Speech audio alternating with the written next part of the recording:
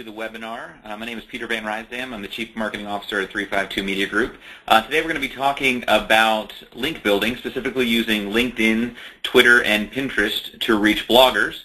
Erin Everhart will be the presenter, and I'll turn it over to her in just a moment. Just wanted to mention a couple housekeeping things first. If you miss any part of the webinar or want to share it with anyone else afterwards, we will be recording the session and posting it up on our blog. It'll probably be up in about 24 to 48 hours. That is at 352media.com/blog, and we will email out that link to all the attendees today. If you have any questions, there is a questions tab, so please feel free to post your questions there, and we will get those answered. If you also have any technical issues throughout the webinar, just let us know there, and we'll try to address those for you. So I'm going to go ahead and pass it over to Erin now. Erin is our Director of Web and Social Marketing here at 352 Media Group, and I saw her do this presentation at the Social Media Expo in Toronto, so she's an internationally renowned speaker, and I'm sure she'll be able to help you out. But we certainly want to make this interactive as well, so please do feel free to share those questions with us. So without further ado, here is Erin. Thanks, Peter. Hey, everyone. So as Peter said, I'm Erin Everhart. I'm the Director of Web Marketing here at 352 Media Group. And so we handle all of the kind of SEO campaigns, and what I wanted to talk to you today is really one of the most critical aspects when it comes to SEO, and what I think is probably one of the biggest things that people struggle with when we're actually doing SEO, and that's link building. Everyone talks about how valuable it is and how important it is, but when you boil it down to the very basics, it's pretty hard to do, and it's very time-consuming to do.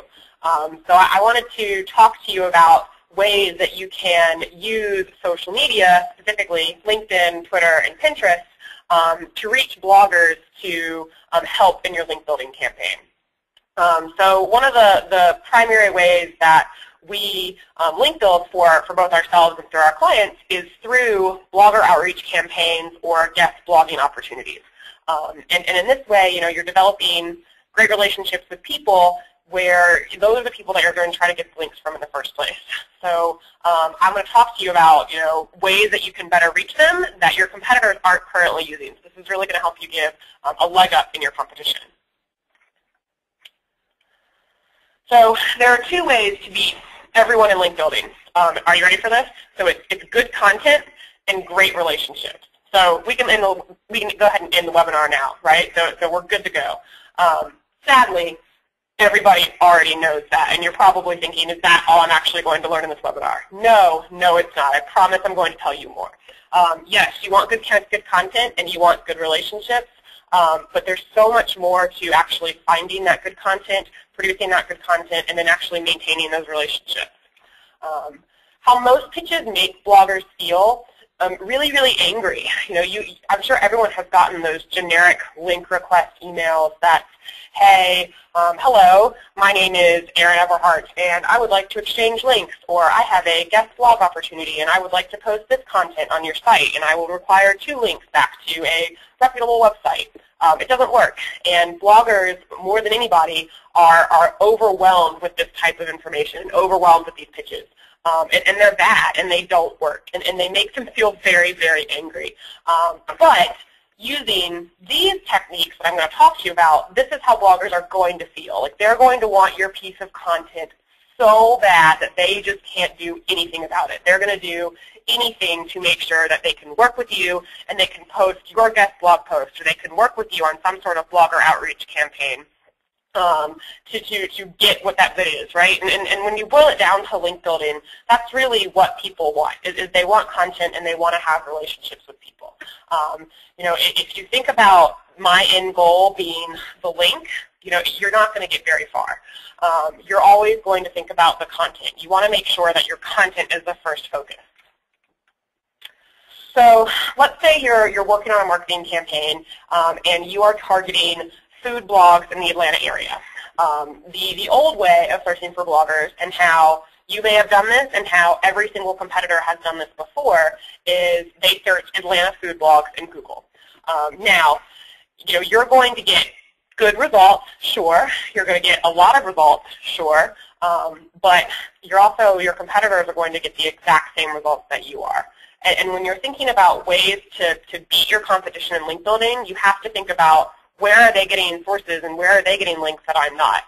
So if you do the exact same thing and the exact same searches that all of your competitors are doing, you're not really going to diversify your link building profile, and you're not really going to outrank them in Google, or Yahoo, or Bing for that matter. So a new way that you can actually search for people and find different sources is going through LinkedIn. And I actually love going through this because, again, it brings you right to the person that you're getting in touch with. So the old way of searching for bloggers is you go, you do Atlanta food blogs in Google, maybe even Bing, let's see what else is going on there in the other search engines. You come to a site and then you spend, 20 minutes searching for contact information, 10 minutes? Even if it's 5 minutes, that's still too much time that you should be looking for. When in reality, you're not contacting the site. Yeah, that's where you want to get it posted, and that's where you want to get the link, but in reality, you want to build this relationship with the person. So you want to go through the person first, right? Why not find the person and learn more about them before you go and find the site first? So if you go on LinkedIn, you can actually search for people based off of what they say within their titles or within their experience that they put on there. So, searching for food writer, you can narrow it down to the greater Atlanta area. You can search for food writer, and you're going to get all of the actual results that have food writer somewhere in the actual title of their position. Now, I will say that this is not 100%. Right now you can see that there are 862 results of food writer in the greater Atlanta area. All of these people are not going to be relevant. So you do have to do your due diligence in going through the sources and making sure that they actually fit. LinkedIn is great for finding people, but it's not the best search function available. So you want to make sure that you kind of hammer it down a little bit more. I mean, you can see right now, Stacy, social media consultant, maybe not someone that I want to look to get in touch with if I'm kind of looking for a blogger outreach campaign for this. LinkedIn is also a really good way to find more contact information other than an info@domaindame.com. So I'm sure that we've all emailed or found a source and that we really liked, but we've searched and searched and searched, and we just can't find a person to contact. And an email to this generic email address, you rarely get a reply. And if there's anybody out there who actually does get a reply from an info@domain.com, please let me know how you're doing it, because I would love to know what you're doing. But it just doesn't work, right? Because it usually just goes to an email that never gets answered and that never gets searched, and you're not connecting with that person. So instead, you can find the company on LinkedIn and search for employees to find a name. So if I'm looking, for instance, SitePoint was a site that I was looking to write a guest post for, and I could not find anyone to contact. It was ridiculously difficult for me to find someone to contact. So I looked through their actual employees listed as SitePoint. I've had them as their employees, and I found the managing editor of SitePoint, and I was able to contact him directly through LinkedIn. Now, when you're contacting people, I'm going to talk a little bit about how you can actually go through other avenues outside of email to contact them, but if you're a first or second connection through LinkedIn, I think that you can contact them directly. I think if you pay for LinkedIn, then you can also contact them if you're a third connection. So that's another good way to kind of reach people and get in that area. The other way for you can kind of find new bloggers and find new sources is going through Twitter. There are probably very few people who still use the main Twitter interface, but I actually love it. And it's a really good search function because, again, it puts you in touch with the people. So here you can see I did the exact same search, food writer, and it's bringing me all of the people who have food writer within their Twitter bio. Now, these are not going to be location specific, and if you wanted to get more location specific, you could easily say, Atlanta food writer or New York food writer. Whatever query it is that you're looking for, these are the people that you want to get in touch with. And from there, you can either find their source. They usually have their website listed on there, or again, traditionally contact them through Twitter, which I'm going to talk to you a little bit about a little bit later in the webinar as well. There are also a number of Twitter tools that you can use to help you find different people. I'm not going to go through all of these specifically, as there's too much to look through. But one of my favorite ones that I use is Listorious. And Listorious, if you don't know it, it's a aggregator of different lists of all of the people on Twitter. So if you are looking for a food writer, you can look at food writer list, and there's just going to be massive list of all of these people who have food writer on there. So it's a really good and organized way to keep people organized, to keep them, find them kind of based off what they have in their bio and what they tweet about. Local follow is another really good one if you're looking for geographic-oriented results. Okay, so the next way that you can actually search Zoom is going to be through Pinterest. Now, before everyone groans and says that Pinterest doesn't mean anything for SEO because all their links are no-follow, yes, very true, but it's still a really good area to find sources and to find people, because Pinterest has built itself into this amazing community, and if you're in one of the areas that Pinterest is most applicable in, so food, weddings, home decor, DIY, all of that is really going to help you uncover the people that you're trying to get in touch with. So there are 3 ways that you can search on Pinterest. You can search by pins, by boards, and by people. So when you search by pins, you're going to get the most sources. So when you search by pins, you're going to get all of the sources that people have pinned for some specific query. In this instance, food Atlanta. You're going to get anyone who has pinned something that has to do with food and Atlanta. So you're going to find tons of sources, but they're not always going to be relevant, and sometimes it's not 100%, it's not the most time-effective thing to go through these hundreds of sources when link building is hard enough as is. I'm all about finding as many sources as possible, but we have to be realistic here, people. We can't spend hours and hours just looking for this because we have other things that we have to do. So the next thing that you can do is you can search on boards. And boards are money, but they're not always money. So what happens if you search by boards is you're going to find all of the people who have created a board, let's say about Atlanta food. Okay, so we're getting a little bit closer to where we want to go. But you could find people like myself who just like eating out in Atlanta. Maybe they're not anyone who you'd want to contact for any sort of writing opportunity or any sort of guest blogging opportunity, but they just like Atlanta food. So that's kind of the downside to that. So money sources, but you're still not going to find 100% what you're looking for. So people is going to give you the most relevant searches based off your query. But the caveat there is that there's not going to find tons of sources. So I would recommend doing kind of a combination of all 3 pins, boards, and people searches, and really based off what your query is, that's really how you're going to figure out what's best for you. And if you find that you have 2 hours to dedicate to just finding sources, I would definitely start by searching through pins because you're going to be able to find the most sources. If you want to get right down to it and just find those quick things, I think people is going to be your way to go. So other money searches that you can use, anytime that you're searching on LinkedIn or Twitter or Pinterest, if you use blog or blogger, editor, blog owner, journalist, content specialist, marketer, all of these are really good searches for it. So you shouldn't just stop at writer. If you tag your query with any of these, you're also going to be able to uncover more people because, as I'm sure you know, many people kind of describe themselves in many different ways. And so it's not just a writer or a blog owner. You want to make sure that you're really covering all the bases when you're searching for these other different sources. Okay, contacting people. This is probably one of the hardest ways when it comes to link building. Because you don't want to just go out there and say, hey, my name is Erin, can you link to me? It's never going to work, ever. And the problem is that bloggers especially are just overwhelmed with the amount of emails that they get. So if you want to make yourself stand out from your competition or stand out to be that one email they may be open out of 100 that's going on, you have to differentiate yourself. And if you do want to do that, one of my favorite things to do is by using Twitter. Every blogger is going to have a Twitter account. And if they don't have a Twitter account, then they're probably not someone that you want to get in touch with anyway. But before going right to email, which everyone always does, contact them first through Twitter.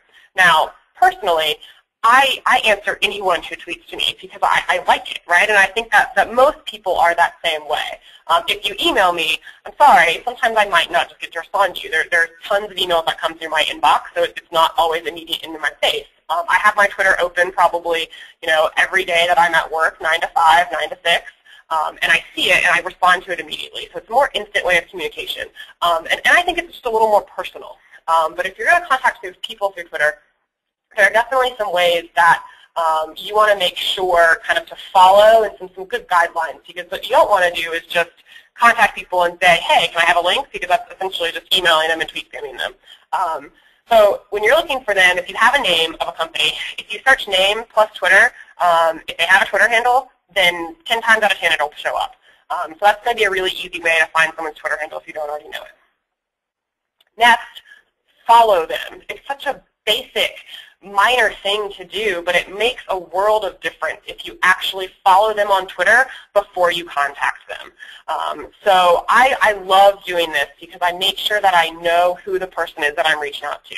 And they will get an email that says, hey, you have a new follower, and then they're going to know. So it's already, your Twitter handle is already immediately in their mind before you even contact them. So when you do contact them, they're going to have some sort of recognition as to who you are, and you're not just some random person out there. Next, tweet to them. And when you tweet to them, there are a couple of different ways that you can kind of approach this. Always be personal. Always make sure that you mention something on their blog to make it know that, hey, on some level, I'm a fan. I'm not just trying to write content, and I'm not just trying to get it published. I'm a fan of yours. So an example, hey, Sarah, Aaron here. Introduce yourself, right? Found your blog, and I love it. Great post on my turkey bacon rocks. Would love to chat with you about you and idea with you. Can we email? Very short, very sweet, very right to the point, and you really understand, I read your post, I like your blog, I know what it's about, I'd love to talk to you about an idea. If you send a tweet like this, I'm not saying it's going to work 100% of the time, but I've had a much higher success rate on people responding to me on Twitter when I do something like this. So let's see, when you're thinking about email, so I have 2 different emails that I typically use. You have your agency email, and before I start any kind of campaign, I always make sure that I get my client email address. You're at clientname.com, and then you have your Gmail account. And what I'm looking for here is I didn't even kind of notice this as a point until about 6 months ago when I was emailing bloggers and I was looking out and I was trying to reach people and I was emailing them from @352media.com and no one was getting back to me. And it was a huge buzzkill because I found all these great sources, but nothing was actually happening.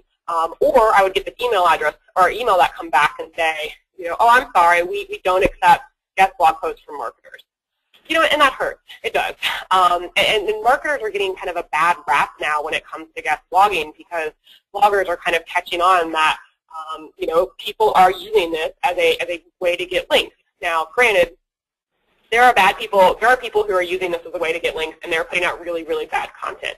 So if you're putting out bad content, or if your intent is to always just get a link, again, people are going to see right through this. But this is really going to be helpful when you're using good content and you're, being a person just as anybody else is. If I'm using my agency email address, I typically use these when I'm working on any sort of promotion or when I'm very clear that I am a PR and I am a marketing company and I have this product or I have this idea or I have this offering that I want to pitch to you about, right? Where it's very, very open that I am an agency. I use my client email address when I am trying to establish that I have some sort of expertise behind the subjects that I am talking about. For instance, we are working with a mortgage company, and one of the things that we wanted to do was put out some content and establish who we actually are when the new HARP 2.0 program came out that allowed people who couldn't previously refinance with better rates. It was a huge opening for the mortgage industry. There were tons of people talking about it, but again, it was kind of confusing of what it was to actually look at. So I pitched this guest post about kind of the evolution of HARP and where we got to it from my client email address because I was able to establish my expertise for that, right?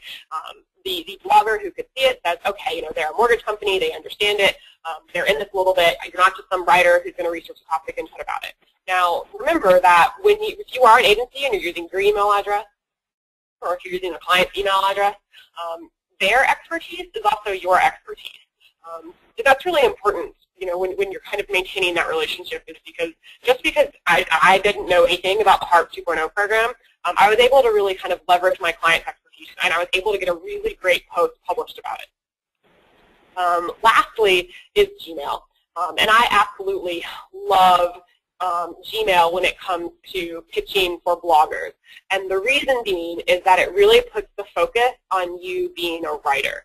And I think that that's something that a lot of people forget about when you're in the grind of doing link building and you're trying to market something or you're trying to get a blog post. You know, it's very kind of methodical and it's very, you know, systematic that you do it. But you're not a marketer in this instance. And if your focus isn't on the link and your focus is on the good content, you know, you have to remember that you're a writer. You are not a marketer. You just want to put out good content for their readers. And using Gmail really kind of strips away the marketer aspect side of things. So we've also actually started using this for some other link building tactics that we use, such as like broken link building. So when we'll email people and say, hey, you know, we found a couple broken links on your site. We were using our agency email address, and we have some good response rate, but we actually switched to Gmail, and 60% more response rate coming through it. Because now that way it just looks like you're a person and you're just trying to make the web a better place. You could argue that it may be, you know, a little unethical to, you know, not be completely upfront in what you're writing about, but you have to just remember that your focus is on the content and your focus is on making the web a better place. And I know I've said that 100 times throughout this webinar already. Well, hopefully I've said it 100 times, probably to myself. Most of you haven't seen it, but you are a writer and you want to put out good content. So you have to kind of think about which right email to use. And if you're not using Gmail for your pitches, I highly recommend that you absolutely do it. Okay, so of course, the most important aspect to anything when it comes to link building is maintaining the relationship. It is incredibly important to do little things like follow up with the blogger. It takes, what, 2 seconds to send a thank you email to them. Why not do it? You're gonna make yourself look so much better to them, and you're again furthering that you're an actual person. If they publish your content, they you know, participate in any sort of outreach that you're doing, always say thank you. And the reason being, from an agency side of things, you shouldn't just be able to get one link from one source. And really, on any side of things, if you are link building for your business and you're a small business owner, you should always be able to get multiple links from one source. And you can do this just by following up with them or saying thank you. So there are sources that I've gotten links, you know, 5 links for 5 different clients from. And it's just because I do simple things like every time someone publishes my guest post, I will always say, thanks, it looks great. Is there any other, I'd love to contribute more content. Is there anything that you're particularly light on or anything that you're missing? And that opens up the door again. You know, you can also do this not just by saying thank you and following up with them, but emailing them if you also, you know, routinely check back on their blog, and if you find something that you like, email them and say it. Or if you noticed a broken link on their site, email them and tell them. You know, this is just little things that you can do to, again, make the web a better place, which is what I think SEO is really all about. All right, so the dying question, what can you expect from doing all of this? We've been working on these tactics for, I'd say, about a year now, and we have seen a 30% increase in the number of prospects that we found, which is awesome. But in addition to that, we've also seen a 40% increase in our response rate. So that's really the critical thing that I'm looking at. So not only are we finding more sources that we're able to contact, but more people are getting back to us. So those are things that you can expect just by doing these few little changes in kind of your link building and pitching and sourcing tactics. Okay, so I then want to walk through a couple of case studies that are really great examples of how people have leveraged the blogging community for, you know, link building and SEO purposes. And the first is from Caesars Entertainment.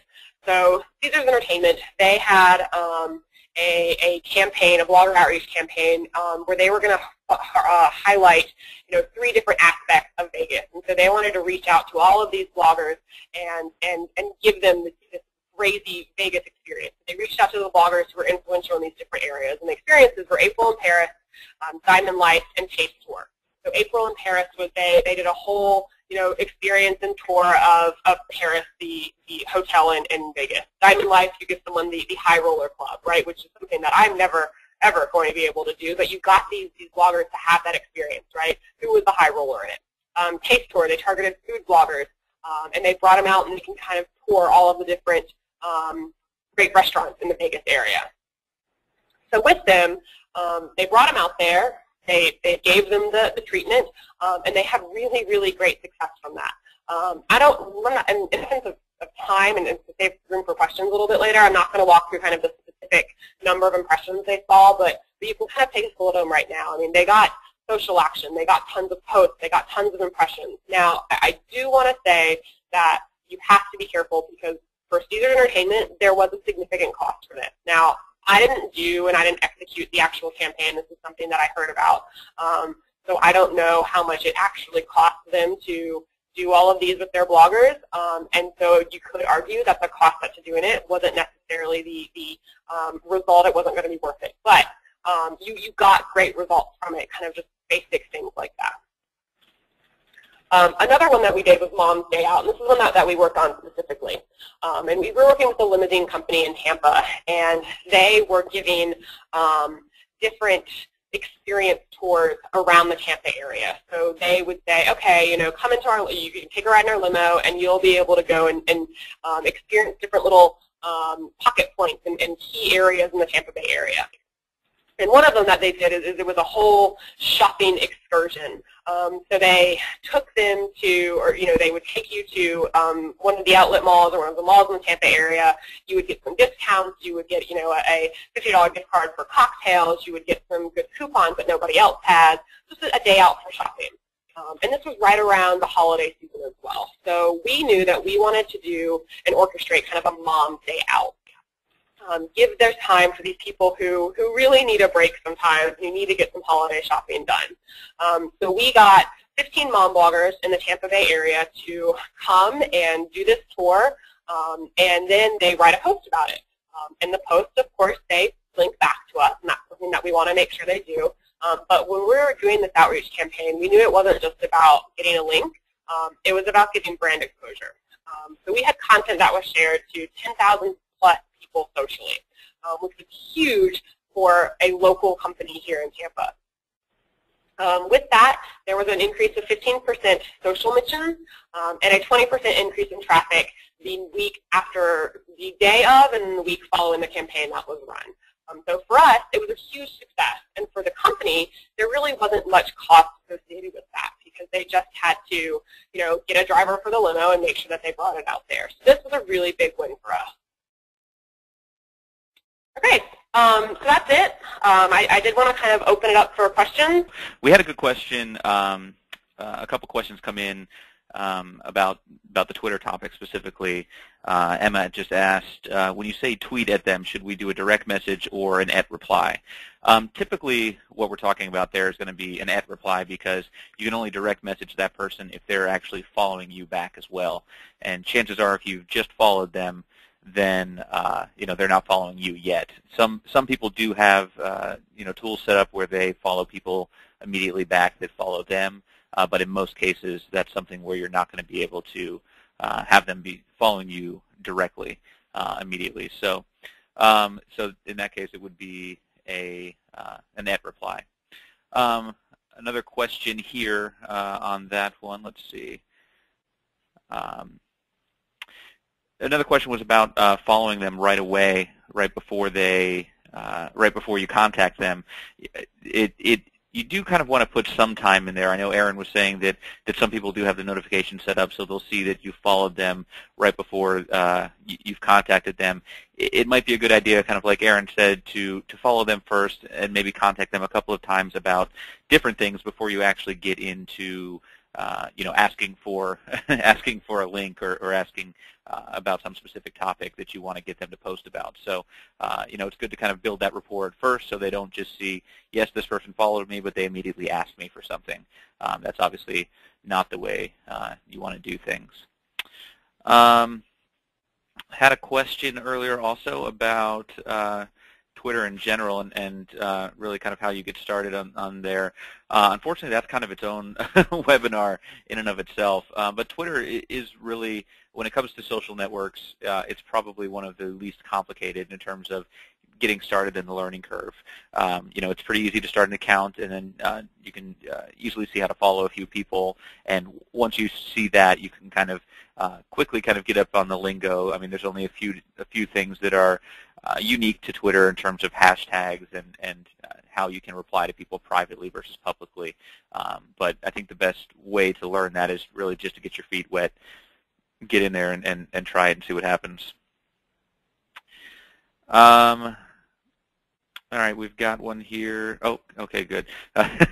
A question from Caitlin, where I thought she said, what about suing a company, but she changed it to what about using a company Twitter account or Facebook account versus a personal account? Should you still introduce yourself as the company or as the person?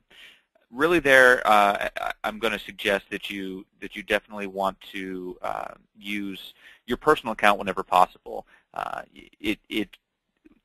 It comes off a lot better when you're talking with someone as a person as opposed to as a company. A lot of bloggers are very leery of companies and of businesses that are just trying to get a link out of them. So if you come across as a person first, it's a lot easier to build that personal relationship. And really that's what this is all about when we're trying to use those personal relationships and things to get that link and blog in there. Let's see, we've got another question here. How do you get people to follow you on an organization page? Seems to be super hard to find people when you move from a personal profile to a brand page. Yeah, that's a Facebook question, a little bit different than what we're talking about here, but certainly the same kind of rules apply. I mean, I think if you just start a page, or even if you start a Twitter account and you're just broadcasting out information, that's obviously not necessarily the best way to start. You want to start by listening, start by interacting with other people, and when you're answering their questions and you're going to their page and commenting on their things, that's when you start to build that relationship, and they're going to come back and follow you as well. So I think the same thing applies there to Facebook or to Twitter as well, and even LinkedIn when you get into some of the question and answer areas and things within LinkedIn. When you use all these services such as Pinterest, Twitter, LinkedIn, et cetera, do you have a certain criteria on who is worth asking for a link and who is not? Well, I think that you kind of use your own judgment based on that, but what you're looking for is someone that is actively involved, really, and you're looking at the size of their network. So you want to make sure it's someone that looks like they are maybe taking guest posts or do provide links to other people. So you want to look at their site a little bit and see, is this an active community? Is this a place where people are actually talking and people are commenting? Or is this just a blogger with with no actual following and no one actually paying attention? So so I think that you want to just find an active community, and you don't just always want to look for the biggest. You have a better chance, obviously, of getting in with a smaller blogger that is trying to get their word out, and so they're looking for content always. And if you're in a position where you can help them by providing content, then that's certainly a benefit to them. So if you can find someone that needs you as much as you need them, that might be just as good as going out and finding someone who has a million people following them, which is great, but you're going to have to cast a lot more hooks out there to get those kinds of people coming in. So any more questions, go ahead and put them in the questions tab there, and we'll try to get to those. I just had a good question come in about PageRank and using it as a guide on where to get started. I think PageRank is important and something to consider, but it's not the end-all be-all, especially when we're talking about links and things like that, where we're looking more for an active community maybe, or something that's going to get you some more traffic coming to your site. So PageRank is a good indicator, but certainly not the only thing you want to look at. But it's a good place to get started. You also want to look at things like the domain authority, as that's a pretty powerful thing as well. Here's another one. Do you pitch differently to men than you do to women? That's that's a good question, actually, and something that we've actually experimented a few different ways with. Not so much on the side of do we pitch differently to men or women, but more on the angle of do we pitch as men or women. We found that women actually get a much better response rate. We have both men and women on our team that is doing this for our clients and for our own site, and the women have had a better response. And in some cases, the men have actually tried to go that route a little bit of maybe using an alias. You know, when you're in a situation now where people are coming across as not only a not only a company, but you're making an alias as an individual, you know, you can kind of use that opportunity to make yourself a new persona, and we found that when you're doing that as a woman, sometimes it tends to be a little bit better. Let's see. Brian asked a question here. How do you measure success? And I think success is kind of something that you definitely, when you go into a link building campaign like this, you want to set out from the beginning. Okay, what are our goals here, and what do we see as a success? So you know at the end of the campaign, did this work or not? Not just based on a gut feeling. So you can kind of set it some different ways. I mean, do you want to be #1 in Google on that specific term? Do you you know, are you looking to get a certain number of links or a certain number of links from a certain domain authority or page ranked sites? And so I think whatever you set there, you know, that's your own measure of success. I mean, any link is a win, and how many that it takes for it to be successful is you know, is good for you. One thing that we were talking about, and I'm curious to hear your opinion on, is you mentioned how you should follow someone, you know, before you want to reach out to them on Twitter. Do you feel like you should leave a certain amount of time in there between that? I mean, if they see that email that they just got a new follower, and then you're hitting them up for something right after that, should there be a window in there? And what do you usually recommend? Yeah, that's a really great question, and I would leave a window in there. I would say maybe a day window, just to make sure that, again, you know, you're not following them and trying to hit them up for something. But a good way to, you know, alleviate that so it doesn't look like you're just trying to promote something, it's just using that approach by talking to them first and having a couple tweets go back and forth. I don't think that there's a problem if you follow them and then immediately tweet to them and say something that, like you mentioned in their blog post, or you said something that you really like about them, have that kind of, you know, a couple tweet back and forth, and then maybe the next day or a couple days later, you know, hit them up again and say, okay, I'm interested in this, thanks again, great post, can we go to email, have an idea that I want to chat with you. Okay, that is certainly helpful. Here's one that I know a lot of people struggle with. Let's say you have a great relationship with a blogger and they publish your posts, but all the links are stripped out of it. How do you handle that? What do you do next? That just breaks my heart, and it happens to everybody, it does. And then the way that I get over it is I always ask for final approval. And I don't do this, and I don't say that I do this because I want to make sure my links are intact, but I say it just because I want to make sure the voice is established. So if they made any edits, I just have to see it before it goes live. And it's another step, but it'll make sure that they strip your links. And if they have stripped your links, ask them why, and if they are adamant on not having your links in there, take your content someplace else. The web is a really big place. You're always going to be able to find a source for content. So I would definitely just ask for final approval before anything goes live. Okay. Do you suggest pitching first and then writing, or writing first and then pitching? So that's a good question. And I think it kind of depends on the source. Now, I would say you should pitch before you write, because nothing is going to suck more than if you take the time and you write this great content and you can't find a lovely home for it. But on that instance, you know, I think that you should have ideas before you pitch, obviously. And you don't want to just have one idea. I always make sure that I give them kind of an option of ideas. And the reason being is if they come back and say, oh, I'm not really a big fan of that. Well, if you didn't give them multiple ideas, then you kind of closed your window already. If you give them 2 or 3 things at once, then they have some kind of choice and they have some flexibility.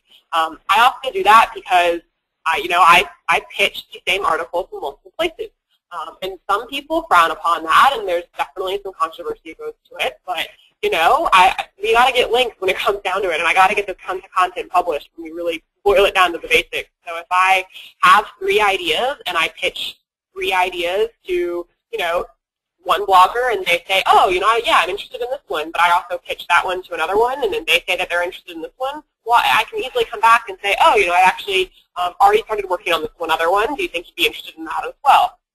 So it kind of gives you a little bit of leeway, and it lets you pitch to more places, so you don't just wait forever to hear back a source that may or may not get published. Okay, fantastic. And one more here. Do you use any services for backlinking? So I guess we're saying there, are we using any, I think we might be talking about automated tools. I'm not sure there. But are there any specific tools you use, like you know, toolbars in your browser, different things like that when you're kind of sourcing different pages that you're reaching out to? Yeah, okay, good question. So as far as the services, no, we do everything by hand, so we don't do any sort of automated things, but there are definitely a number of tools that you can use to kind of expedite the process. And I will, when we send out the recording of the webinar, I'll make sure that we send out these URLs as well. URL opener is another one, is one that we use. And let's say you have a whole list of prospects and you're trying to open them, like you've downloaded them from Open Site Explorer, and you have a list of prospects. You can copy all of the URLs and paste them into URL opener, and they'll open all of them in once in different tabs. So instead of opening everything in each different tab yourself, which can get a little mind-numbing, this just does it automatically for you. Open Site Explorer, which I said, which is fantastic about, you know, doing some kind of basic valuing properties for figuring out if this is a good area. SEOMA also has a toolbar extension that allows you to see some key valuing prospects when it comes to, is this going to be a good source for me? And that you can see it kind of directly within the search engine results page. So I'll go back a little bit and I'll show you an example. Okay, so this is the, if you have the SEOMA's Open Site or SEOMA's toolbar installed on your computer, on your browser, you'll be able to see the page authority, the rank and the trust, the domain authority of the site without actually having to pull it up. And if anyone doesn't kind of know page authority and domain authority, they're really the 2 key things that you want to look at when you're looking to see, okay, is this source even worth me getting something published on? So the higher the domain authority, definitely the higher the sources. Typically, you know, it kind of goes up exponentially, so it's harder to move from 40 to 50 than it is from moving to 30 for 40. But depending on what your site is and how authoritative your site is, you know, I typically look for anything in the 40 above area. But this, again, it gives you all of that information right up front, so you don't have to kind of take the time and opening up another area for it. Let's see, another, I mean, you know, I talked about 3 ones. Pinterest, LinkedIn, and Twitter are great ones to use as well. Aaron, while you're on that screen real quick, a couple questions on that. Where do we get that toolbar? If you go to, I think if you just Google SEOMA's toolbar, then I think it'll pop up there. I don't know the exact URL, but we can kind of send that out into the recording as well too. Okay, and can you show us on that where you see the page and domain authority? Yep. Okay.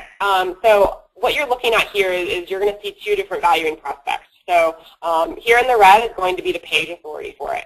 This is going to be page authority is going to be 54. And Moz rank, which is another kind of valuing factor, and Moz trust is a specific page. There is going to look at the exact page that this is on. Now, for this instance, this is going to be the home page. For the AJC one, this is going to be their food and more on their blog page. Then the actual root domain, so this would just be eatitatlanta.com, and for this it would be ajc.com. This is the domain authority for that. What you're also going to be able to see are how many links and how many different domains are going to both the root domain as well as the page itself. Another thing that to kind of look at is how many unique URLs are linking to this URL. If you want someone that has a lot of linking root domains. So for instance, there are about 20,000 links coming from 108 root domains. So 20,000 links looks great, but 108 root domains, not so much. And so this essentially is just telling search engines that, hey, only a few people find my site really, really interesting enough. So what you want to do is get a lot of links from a variety of different things. So right here, domain authority, right here, page authority. All right, last one for you. It was something that you just said in passing, but it got a couple people asking some questions. When you started answering that previous question, you mentioned that we do everything by hand. A couple people want to know why. What is the thinking there? Why do we do it by hand? And also, you know, what is wrong with automated tools? Mm-hmm. Well, we do it by hand. Oh, okay. We do it by hand because it really establishes the relationship a little bit better. And I'm able to fully know that this is the actual thing that I'm looking for. Now, I don't know, maybe if you could kind of respond and be a little more specific of what automated tools you're thinking about using, but you know, there are things that you can use to quickly pull a list of prospects. And you know, any sort of scraper can do that for you. Or things like Ontolo is going to be great as well, or things like Raven tools are going to be awesome. And we do use those, right? But when it comes to actually valuing a site and reaching out to people and finding things that look interesting and going through and reading the actual blog, you know, you can't have a tool do that for you. And yeah, it's going to take a lot longer time. You know, I'm not saying anything different. Link building is a really, really long, hard process.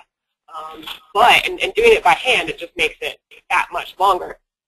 But when you do it by hand, when you're actually looking in there, you're really able to establish a connection with that person. And if you can't establish a connection with that person, you're really not going to be able to get a link for them. So what happens is by doing it by hand, I'm able to physically point out what I want to see, you know, what I liked about their website. And you can easily say that to them. You know, bloggers are very, very smart. They can tell you when something is automated or when you're a bot or when you don't really care or when you just want to get a link. So doing it by hand is just my way of making sure that I'm as personable as possible. And that's really how I've helped increase my response rate for everything. Ooh. Cool. And yeah, I think the question was also, you know, talking about paid links as well, maybe just on blogs or on other sites as well. And I think, you know, the same kind of thing applies where, you know, where bloggers are smart and they can tell when when an email or a pitch is coming in from an automated source. Google's getting pretty smart too and can tell when a link is paid. A lot of times, and they're just going to get smarter there. So, you know, doing this the natural way and staying as white hat as possible and not getting it dirty at all, that's probably your best bet. So I think that about wraps it up for us now. We got a lot of great content out there for you. If you have any questions that you still want answered, please feel free to email myself or Erin. Erin's got her contact information up there on that slide. And we'll also be emailing out just a little follow-up, say thanks, and send you the link to watch it or share it with anyone else. And you know, feel free to put a link back to us on your site. You know, why not ask at this point? So thank you again, and we'll keep you informed about future webinars we have. Thank you.